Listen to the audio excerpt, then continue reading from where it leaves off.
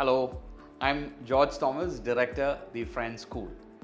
Today I want to talk about kindergarten, and I hope this will help parents who are looking to take admission for your children in a kindergarten to make a wise decision. So when you choose a kindergarten, a lot of times we look at the closest kindergarten to home. It's fair because പിള്ളേർക്ക് അത്രയും ദൂരം യാത്ര ചെയ്യേണ്ട ആ ഒരു കുഞ്ഞു പ്രായത്തിൽ 3 വയസ്സ് 4 വയസ്സൊക്കെ ഉള്ള സമയത്ത് ഏറ്റവും അടുത്തുള്ള സ്ഥലമാണെങ്കിൽ കൺവീനിയൻസ് ഉണ്ട്. I totally agree with you. But you also need to look at few other things. The most important is kindergarten എഡ്യൂക്കേഷനിൽ it is all about play and exploration.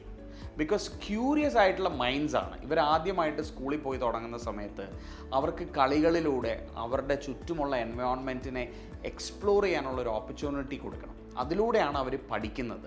അപ്പോൾ അതിന് കൺഡ്യൂസീവായിട്ടുള്ള അതിന് ഉള്ള എൻവയോൺമെൻ്റ് ഉള്ള ഒരു സ്കൂളാണോ നിങ്ങൾ ഈ അടുത്തുള്ളത് എന്ന് പറഞ്ഞ് ചൂസ് ചെയ്തത് എന്ന് ശ്രദ്ധിക്കണം. ഇപ്പോൾ when I say outdoor space, നമ്മൾ പലപ്പോഴും കാണുന്നത് കുഞ്ഞ് സ്പേസസിൽ വർക്ക് ചെയ്യുന്ന കിൻഡർഗാർട്ടൻസ് ആണ്.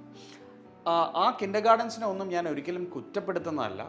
But we need to remember that for a child the most important thing in life is play, കളിക്കുക. ഈ അടുത്ത് ഞാൻ കണ്ട മൂവിയാണ് വാഴ 2. നിങ്ങൾ പലരും കണ്ടിട്ടുണ്ടായിരിക്കും. അതിൽ അൽഫോൺസ് പുത്രൻ സ്കൂളിലേക്ക് വന്ന ഒരു 15 minutes സീനിൽ he is questioning the management, the principal, the parents, the entire ecosystem.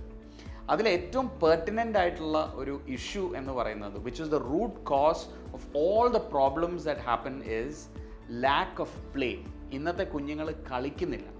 അപ്പോൾ നമ്മൾ നമ്മുടെ കുഞ്ഞുങ്ങളെ സ്കൂളിലോട്ട് വിടുന്ന സമയത്ത് അവർക്ക് ഫിസിക്കലി മൂവ് ചെയ്യാനും അവരുടെ എനർജി ഡ്രെയിൻ ചെയ്യാനും അവർക്ക് ഈ വേൾഡ് എക്സ്പ്ലോർ ചെയ്യാനും പറ്റുന്ന സ്ഥലമുള്ള ഒരു നേച്ചറുമായിട്ട് കണക്റ്റഡ് ആയിട്ടുള്ള ഒരു സ്പേസ് ആണോ എന്ന് നിങ്ങൾ ചെക്ക് ചെയ്യണം. അവിടെ മണ്ണുണ്ടോ, മരങ്ങളുണ്ടോ, ഇതെല്ലാം ഉണ്ട്. പക്ഷേ ഇത് യൂസ് ചെയ്യാൻ സമ്മതിക്കത്തില്ലെങ്കിൽ കാര്യമില്ല.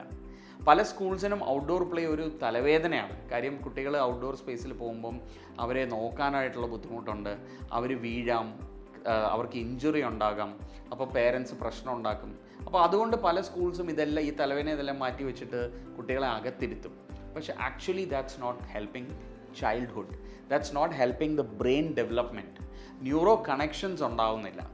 അപ്പോൾ ഈ ഒരു പ്രായത്തിൽ നിങ്ങളൊരു സ്കൂളിൽ ചെല്ലുമ്പോൾ അവിടെ കുറച്ച് നേരം സ്പെൻഡ് ചെയ്ത് അവിടുത്തെ കുഞ്ഞുങ്ങൾ എങ്ങനെ കളിക്കുന്നു, മണ്ണിൽ കളിക്കുന്നുണ്ടോ, മരം കയറുന്നുണ്ടോ, അവർ മണ്ണ് മാന്തുന്നുണ്ടോ, അവരവിടുത്തെ ചെടികളുടെ പുറകെ പോയി പൂക്കളെയും അവിടെയുള്ള ബട്ടർഫ്ലൈസിനെയും എക്സ്പ്ലോർ ചെയ്യുന്നുണ്ടോ, അവർ മേളിലോട്ട് നോക്കി ആകാശം കണ്ടിരിക്കുന്നുണ്ടോ, അവർ മേളിലുള്ള മരത്തിലെ കിളികളെയും അതിൻ്റെ സൗണ്ട്സും അത് എക്സ്പ്ലോർ ചെയ്യുന്നുണ്ടോ. ഇത് ഭയങ്കര ഇമ്പോർട്ടൻ്റ് ആണ്. അവരുടെ ബ്രെയിൻ പുതിയ കണക്ഷൻസ് ഡെവലപ്പ് ചെയ്യാനും അവരുടെ കണ്ണിൻ്റെ കാഴ്ച ഡെവലപ്പ് ചെയ്യാനും നമ്മുടെ ഇമ്മ്യൂണിറ്റി ഡെവലപ്പ് ചെയ്യാനും ഒക്കെ വളരെ ഇമ്പോർട്ടൻ്റ് ആയിട്ടുള്ള കാര്യമാണ്. So this is number 1. In terms of methodology, play based ആയിട്ടുള്ള ഒരു മെത്തഡോളജി ആയിരിക്കണം.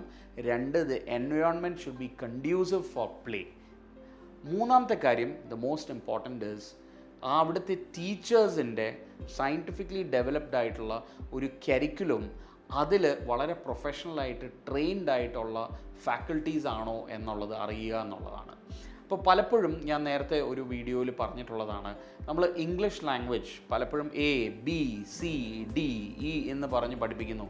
നമ്മളൊക്കെ പഠിച്ച കാലത്തെ ആ പാട്ട് പഠിപ്പിക്കുന്നു, ആൽഫബറ്റ്സിൻ്റെ ഇങ്ങനെ പഠിപ്പിക്കുന്നു. നമ്പേഴ്സ് കുട്ടികളെ കാണാതെ പഠിക്കുന്നു. ഞാൻ പല പേരൻസിനെ മീറ്റ് ചെയ്യുമ്പോൾ അവർ പറയും എൻ്റെ കുട്ടിക്ക് 1 to 10 പറയാൻ അറിയാം. അപ്പം ഞാൻ ആ കുട്ടികളുടെ മുമ്പിൽ ഒരു 2-3 പേന എടുത്ത് വെച്ചിട്ട് അല്ലെങ്കിൽ ഒരു പെൻസിൽ എടുത്ത് വെച്ചിട്ട് ഞാൻ ചോദിക്കും 2 പെൻസിൽ എടുത്ത് തരുമോ എന്ന് ചോദിച്ചാൽ അവർക്ക് അറിയത്തില്ല.